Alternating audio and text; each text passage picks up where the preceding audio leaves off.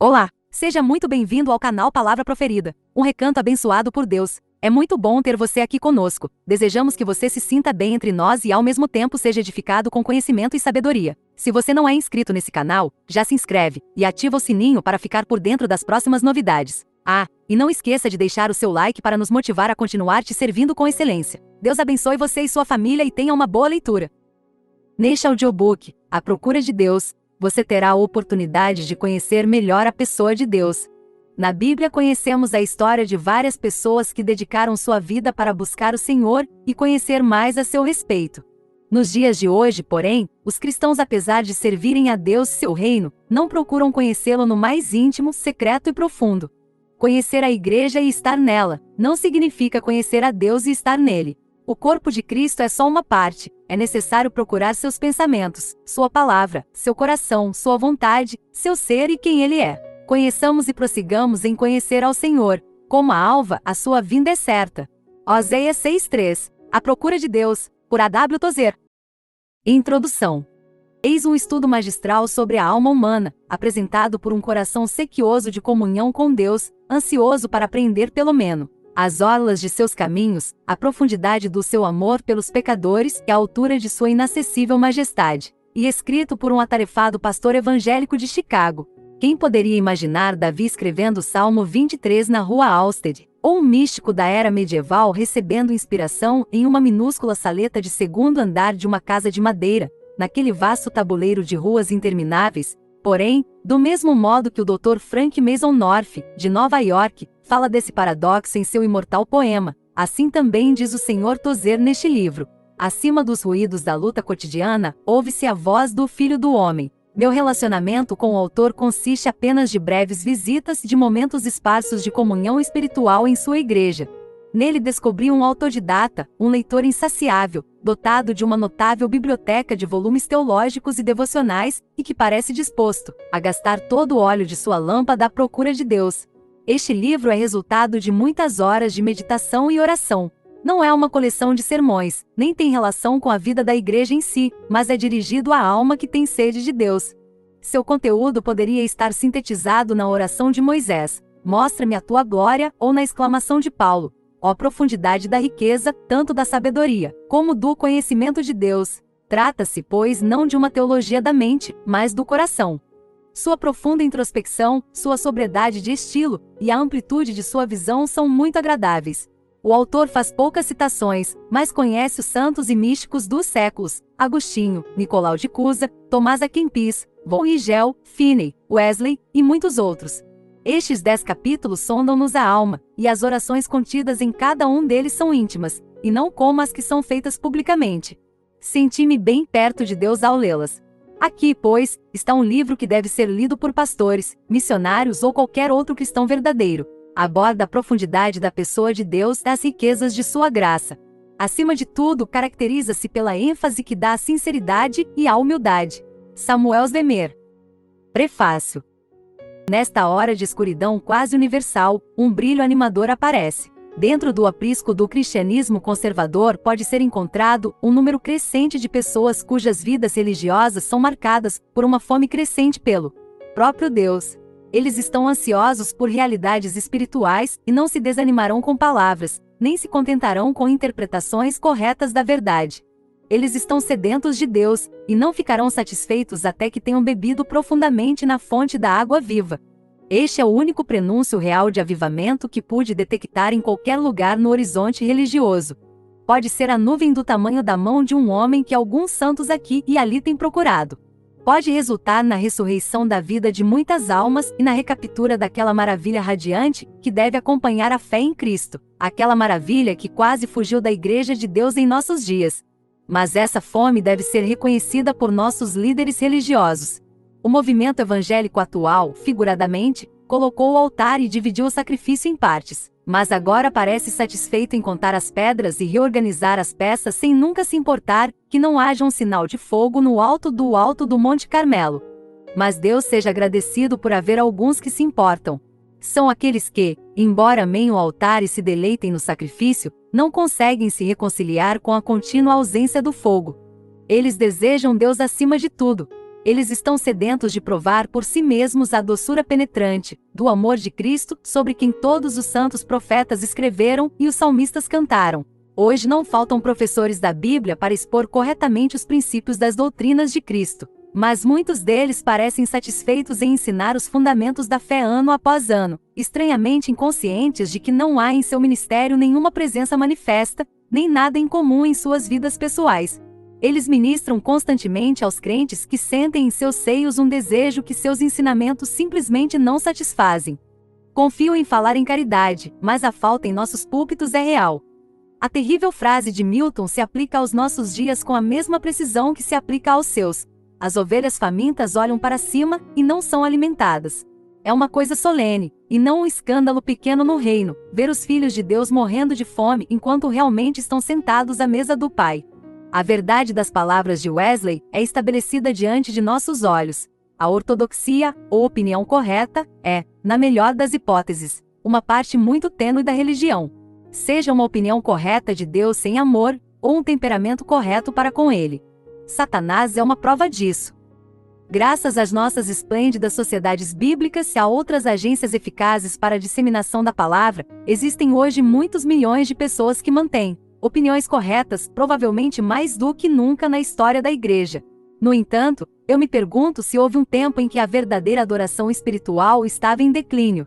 Para grandes setores da Igreja, a arte da adoração foi completamente perdida, e em seu lugar veio aquela coisa estranha chamada programa. Esta palavra foi emprestada do palco e aplicada com triste sabedoria ao tipo de serviço público, que agora passa por adoração entre nós. A boa exposição da Bíblia é uma obrigação imperativa na Igreja do Deus vivo. Sem ela, nenhuma igreja pode ser uma igreja do Novo Testamento em qualquer sentido estrito desse termo. Mas a exposição pode ser feita de modo a deixar os ouvintes desprovidos de qualquer alimento espiritual verdadeiro.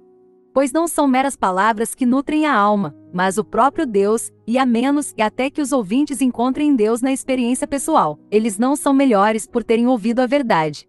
A Bíblia não é um fim em si mesma, mas um meio para levar os homens a um conhecimento íntimo e satisfatório de Deus, para que possam entrar nele, para que possam se deleitar em sua presença, provar e conhecer a doçura interior do próprio Deus.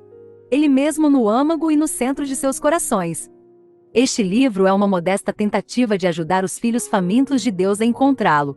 Nada aqui é novo, exceto no sentido de que é uma descoberta que meu próprio coração fez das realidades espirituais mais encantadoras e maravilhosas para mim.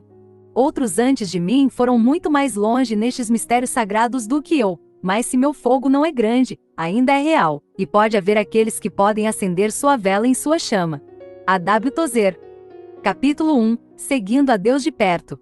A minha alma segue-te duramente, a tua destra me sustém. Salmo 63:8. A teologia cristã ensina a doutrina da graça preveniente, que resumidamente significa isso, que antes que um homem possa buscar a Deus, Deus deve primeiro ter buscado o homem. Antes que um homem pecador possa ter um pensamento correto de Deus, deve ter havido uma obra de iluminação feita dentro dele. Imperfeito pode ser, mas uma verdadeira obra, no entanto, e a causa secreta de todo desejo, busca e oração que pode seguir.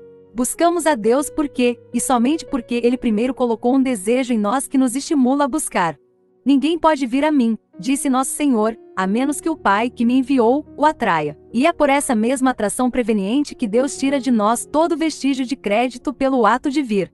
O impulso de buscar a Deus origina-se em Deus, mas o resultado desse impulso é seguirmos arduamente após Ele. E todo o tempo que o buscamos, já estamos em Sua mão. A tua destra me sustém.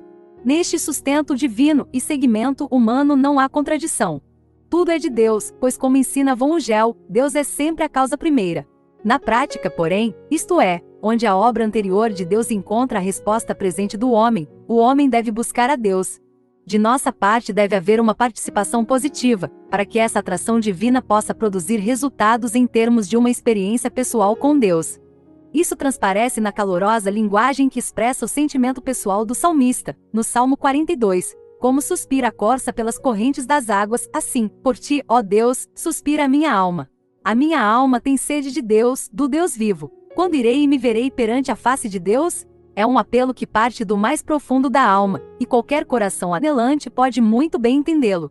A doutrina da justificação pela fé, e uma verdade bíblica, É uma bênção que nos liberta do legalismo estéril e de um inútil esforço próprio. Em nosso tempo tem se degenerado bastante, e muitos lhe dão uma interpretação que acaba se constituindo um obstáculo para que o homem chegue a um conhecimento verdadeiro de Deus. O milagre do novo nascimento está sendo entendido como um processo mecânico e sem vida. Parece que o exercício da fé já não abala a estrutura moral do homem, nem modifica a sua velha natureza. É como se ele pudesse aceitar a Cristo, sem que em seu coração surgisse um genuíno amor pelo Salvador. Contudo, o homem que não tem fome nem sede de Deus pode estar salvo. No entanto, é exatamente nesse sentido que ele é orientado: conformar-se com uma transformação apenas superficial. Os cientistas modernos perderam Deus de vista, em meio às maravilhas da criação. Nós, os crentes, corremos o perigo de perdermos Deus de vista em meio às maravilhas da sua palavra. Andamos quase inteiramente esquecidos de que Deus é uma pessoa e que, por isso, devemos cultivar nossa comunhão com Ele como cultivamos nosso companheirismo com qualquer outra pessoa. É parte inerente de nossa personalidade conhecer outras personalidades, mas ninguém pode chegar a um conhecimento pleno de outrem através de um encontro apenas. Somente após uma prolongada e afetuosa convivência é que dois seres podem avaliar mutuamente sua capacidade total. Todo contato social entre os seres humanos consiste de um reconhecimento de uma personalidade para com outra, e varia desde um esbarrão casual entre dois homens, até a comunhão mais íntima de que é capaz a alma humana. O sentimento religioso consiste, em sua essência, numa reação favorável das personalidades criadas para com a personalidade criadora, Deus. E a vida eterna é esta: que te conheçam a ti, o único Deus verdadeiro, e a Jesus Cristo, a quem enviaste. Deus é uma pessoa, e nas profundezas de sua poderosa natureza ele pensa, deseja, tem gozo, sente, ama, quer e sofre, como qualquer outra pessoa. Em seu relacionamento conosco, ele se mantém fiel a esse padrão de comportamento da personalidade. Ele se comunica conosco por meio de nossa mente, vontade e emoções. O cerne da mensagem do Novo Testamento é a comunhão entre Deus e a alma remida, manifestada em um livre e constante intercâmbio de amor e pensamento. Esse intercâmbio, entre Deus e a alma, pode ser constatado pela percepção consciente do crente. É uma experiência pessoal, isto é, não vem através da igreja, como corpo, mas precisa ser vivida por cada membro. Depois, em consequência dele, todo o corpo será abençoado. E é uma experiência consciente, isto é, não se situa no campo do subconsciente, nem ocorre sem a participação da alma, como, por exemplo, segundo alguns imaginam, se dá com o batismo infantil, mas é perfeitamente perceptível, de modo que o homem pode conhecer essa experiência, assim como pode conhecer qualquer outro fato experimental. Nós somos em miniatura, excetuando os nossos pecados, aquilo que Deus é em forma infinita.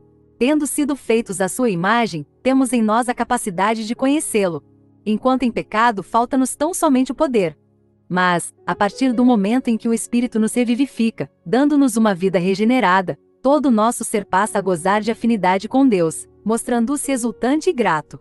Isso é este nascer do Espírito sem o qual não podemos ver o reino de Deus. Entretanto, isso não é o fim, mas apenas o começo, pois é a partir daí que o nosso coração inicia o glorioso caminho da busca, que consiste em penetrar nas infinitas riquezas de Deus.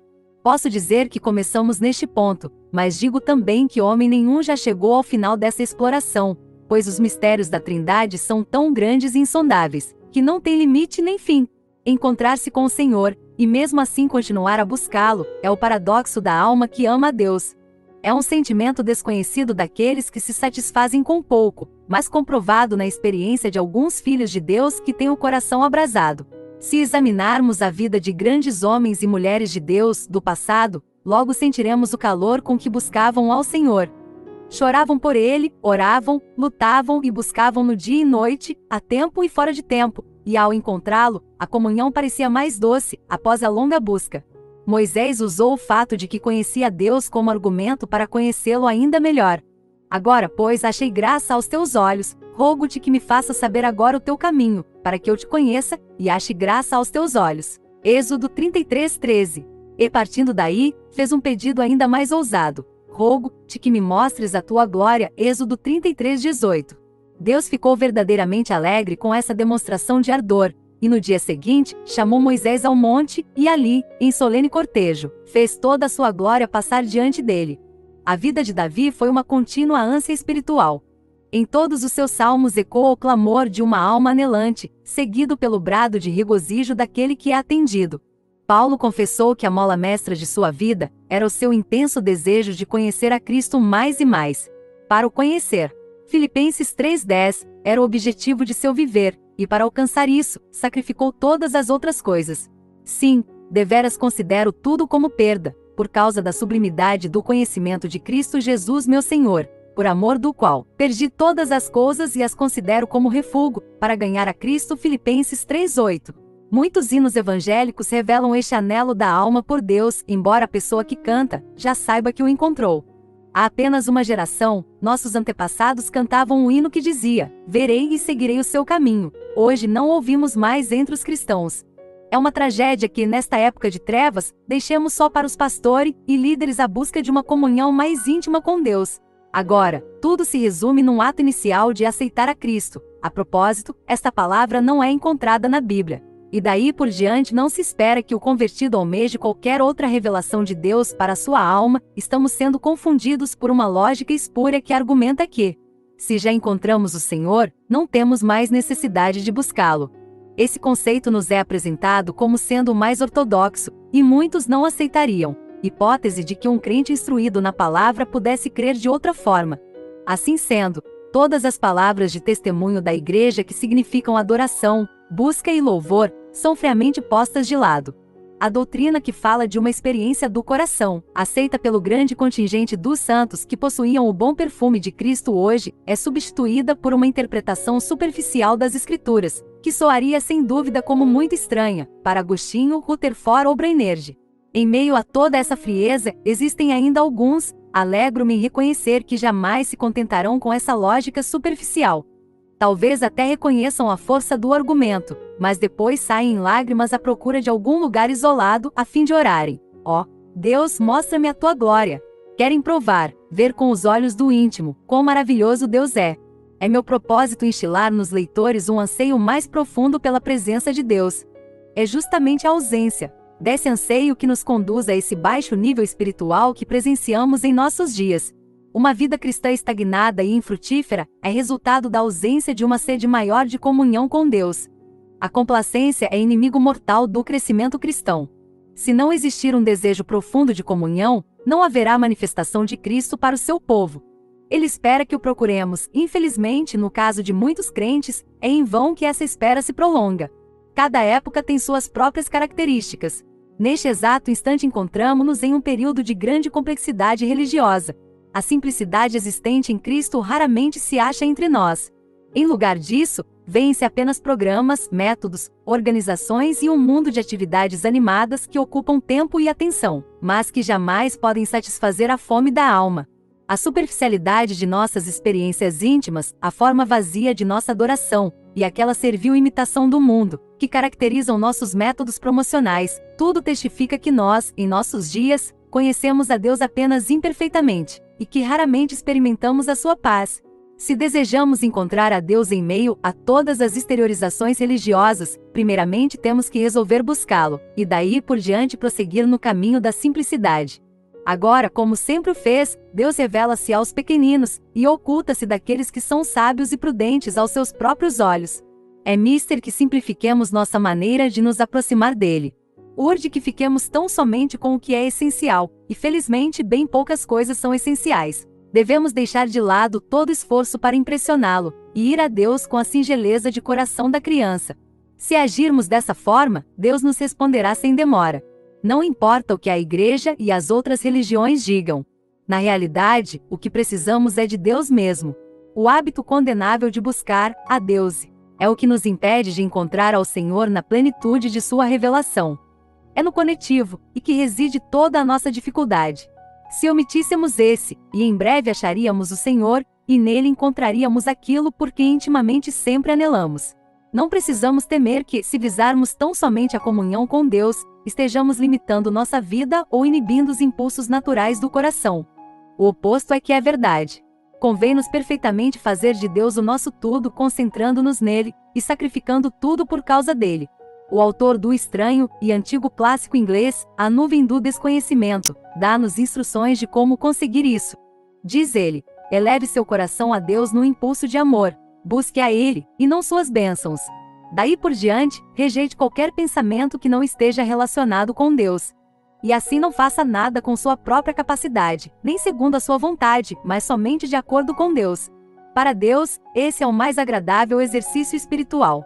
Em outro trecho, o mesmo autor recomenda que, em nossas orações, nos despojemos de todo o empecilho, até mesmo de nosso conhecimento teológico. Pois lhe basta a intenção de dirigir-se a Deus, sem qualquer outro motivo além da pessoa dele. Não obstante, sob todos os seus pensamentos, aparece o alicerce firme da verdade neotestamentária, porquanto explica o autor que, ao referir-se a ele, tem em vista o Deus que o criou, resgatou, e que, em sua graça, o chamou para aquilo que você agora é. Este autor defende vigorosamente a simplicidade total. Se desejamos ver a religião cristã resumida em uma única palavra, para assim compreendermos melhor o seu alcance, então tomemos uma palavra de uma sílaba ou duas. Quanto mais curta a palavra, melhor será, pois, uma palavra menor está mais de acordo com a simplicidade que caracteriza toda a operação do Espírito. Tal palavra deve ser ou Deus, ou amor. Quando o Senhor dividiu a terra de Canaã entre as tribos de Israel, a de Levi não recebeu partilha alguma. Deus disse-lhe simplesmente: Eu sou a tua porção e a tua herança no meio dos filhos de Israel, Números 18:20. E com essas palavras tornou-a mais rica que todas as suas tribos irmãs, mais rica que todos os reis e rajás que já viveram neste mundo. E em tudo isto transparece um princípio espiritual, um princípio que continua em vigor para todo sacerdote do Deus Altíssimo. O homem cujo tesouro é o Senhor, tem todas as coisas concentradas nele. Outros tesouros comuns talvez lhe sejam negados, mas mesmo que lhe seja permitido desfrutar deles, o usufruto de tais coisas será tão diluído que nunca é necessário à sua felicidade. E se lhe acontecer de vê-los desaparecer, um por um, provavelmente não experimentará a sensação de perda, pois conta com a fonte, com a origem de todas as coisas, em Deus, em quem encontra toda a satisfação, todo o prazer e todo o deleite.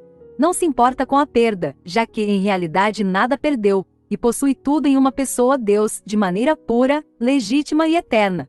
Ó Deus, tenho provado da tua bondade, e se ela me satisfaz, também aumenta minha sede de experimentar ainda mais. Estou perfeitamente consciente de que necessito de mais graça. Envergonho-me de não possuir uma fome maior. Ó Deus Trino, quero buscar-te mais, quero buscar apenas a ti. Tenho sede de tornar-me mais sedento ainda. Mostra-me a tua glória, rogo-te, para que assim possa conhecer-te verdadeiramente. Por tua misericórdia, comece em meu íntimo uma nova operação de amor. Diz a minha alma: levanta-te, querida minha, formosa minha, e vem. Cantares 2:10.